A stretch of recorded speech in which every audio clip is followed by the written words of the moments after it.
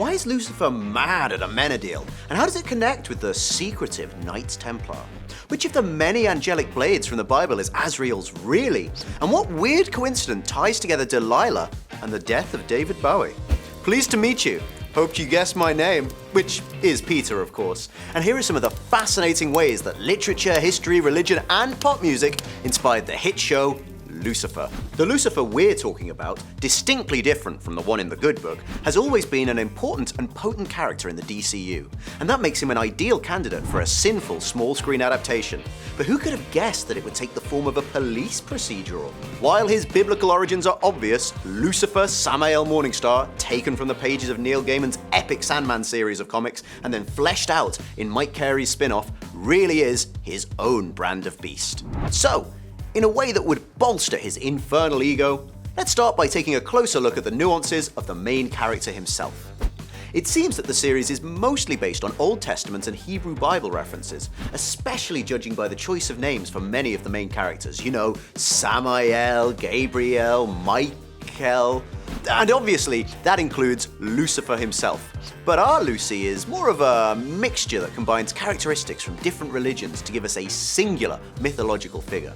Lucifer, the devil, Satan, they're all typically regarded as one and the same, but interpreted through the lenses of different languages and religions. Though some see them as three distinctly different beings, our biggest hint about how Lucifer combines these three elements comes in the very first episode, where we get one of the most obvious biblical references in the form of the registration on Lucifer's classic '62 Chevrolet Corvette, the Fallen One.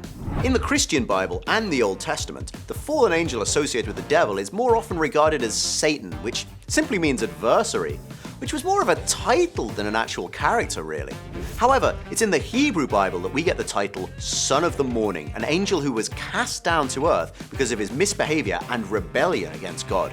The Hebrew Son of the Morning made its way into Latin and was used in the King James Version of the English translation of the Bible as a proper name, Lucifer. So in that way, Lucifer is kinda so good they named him twice, since his last name in the series is also a Latin translation of Lucifer's name, so I guess he's technically Morningstar Morningstar. But there's another peculiar detail about his middle name, Samael. In the Hebrew Bible, Samael resembles the Christian concept of Satan to some extent, but the key difference is that he is not regarded as pure evil. He actually does good in his role assigned by God, that of punishing sinners. And we have to say, we've seen him do a pretty good job of this for 4 seasons straight. The meaning of Samael's name really has a striking resemblance to Lucy's on-screen nature and is the key to understanding his complex character. The last 2 letters, L, means literally of God, which explains why almost all archangels have this character in their names. In the first 2 letters, Samek and Mem, that we find the most meaningful title, in that they stand for bitter beverage or poison. So you might naturally think that Samael could be thought of as the poison of God, but depending on the context, this phrase could mean drug, potion, or even medicine. So the duality of poison and potion perfectly fits the Lucifer of our TV series. Though he's still the devil by all means, he is also the main remedy of many evils, taking on one of the hardest tasks placed upon him in the series, restoring justice and healing society by punishing culprits. Just as Samael should. And while we're on that first episode, let's take a look at one more biblical reference, Dalila. If you need a quick recap, in the Bible, Dalila was Samson's lover and betrayed the Hebrew champion for a quick buck by revealing the secret of his stunning strength and cutting off all of his hair. In the series, the death of Lucifer's friend and singer Dalila actually inverts the biblical myth because in this case, she's the one who was betrayed. But the whole thing has a shockingly unexpected connection between the king of hell and the Thin White Duke himself. That's right, I'm talking about David Bowie. When Lucifer finds out that Dalila was murdered by her manager so that he could launch her music to the top of the charts because of the grieving audience phenomenon, Lucy remarks that a similar boost happened with David Bowie's album Black Star after the singer passed away. But there's another connection between the Prince of Lies and the Goblin King. While we've already mentioned that the series is based on Neil Gaiman's Sandman, did you know that Gaiman drew his inspiration for Lucifer from Ziggy Stardust? He revealed all to the Chicago Tribune. The young folk singer period Bowie was the inspiration. I imagine Lucifer as a junkie angel, and the young Bowie was the closest we got. So many deeply meaningful connections, and we haven't even got past the first episode. But let's depart from the comics for a moment and explore some of the more obscure biblical references from the show. Season 2 brings up the well-known story of Cain and Abel, long before we actually meet the brothers themselves. This Old Testament tale from the book of Genesis has been incredibly influential on much of literature over the years, with allusions in art as widespread and highbrow as Claudius killing his brother the king in Shakespeare's Hamlet, to The Lion King, where Scar kills Mufasa. So it's no wonder that Lucifer and Uriel's dynamic in the plot is reminiscent of this established story. Since there's no need to go over this well-known fable again, let's talk a bit more about the more obscure story connected to Uriel and Lucifer, Azrael's Blade. In the series, Uriel reveals that he borrowed his sword from Azrael, the Angel of Death. It's worth mentioning that Azrael is actually a milder version of death, especially compared to other common depictions of angels of death from various other sources. Azrael's traditional duty as an angelic being is to help transport the souls of the deceased after death. More like the ancient Greek figure of Charon, who also features in Dante's Divine Comedy. Though there's no direct reference to Azrael's blade in biblical texts, the personification of death is described as holding a sword in the book of Revelation. And the Angel of Death is often depicted in pop culture as holding a scythe, which may also be related to Azrael's blade. But let's get back to Uriel, who brought the blade to Earth. Uriel has had a variety of roles in his depictions in pop culture, but biblical tradition sees him more as an angel of wisdom. Well, Lucifer adds to this long resume by giving him another job, where he welcomes the souls of the dead and greets all those who are righteous, which kinda sounds a bit more like Azrael's Angel of Death deal, right? But Uriel's name holds the key to unlocking the reason as to why he's the one who brings the blade to Earth.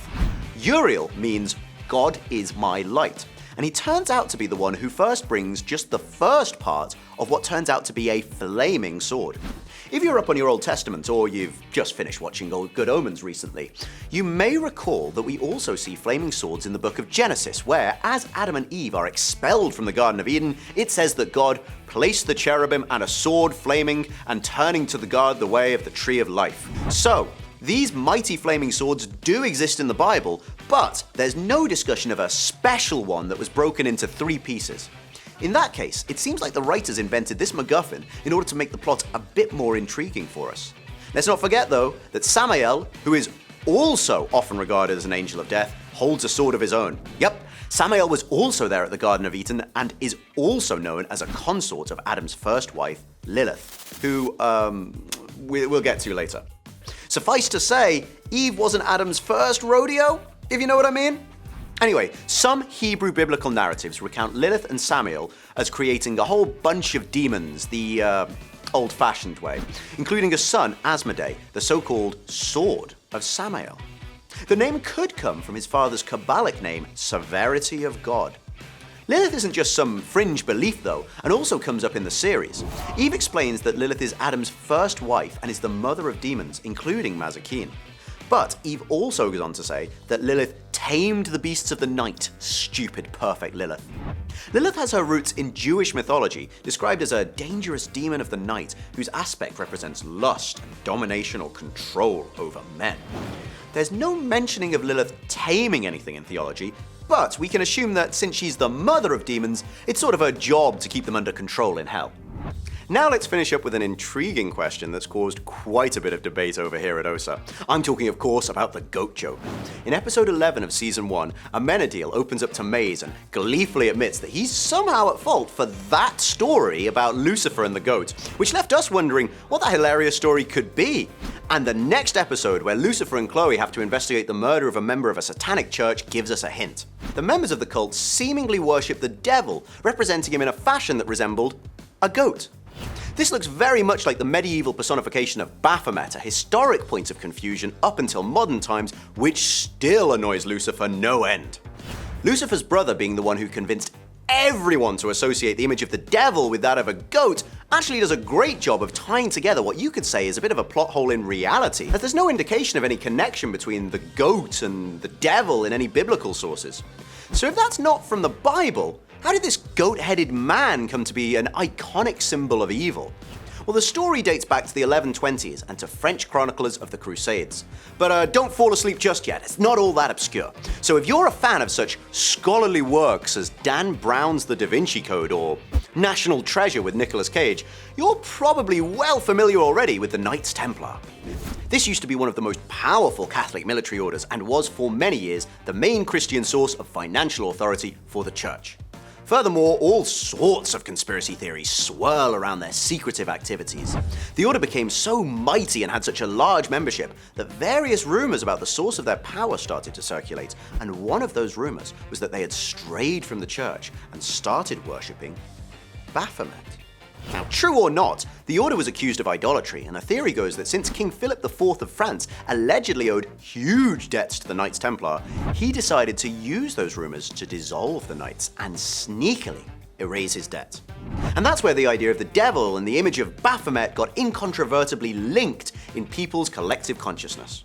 Though the series is already packed with great mythical and biblical references, we can only guess at what new characters and stories may be introduced in the final season. So, my little scholars, did you learn anything new from our video? Is my analysis up to snuff, or do you have any corrections? Let's have an orderly discourse in the comments below. Thanks for watching, and as always, stay devilishly awesome.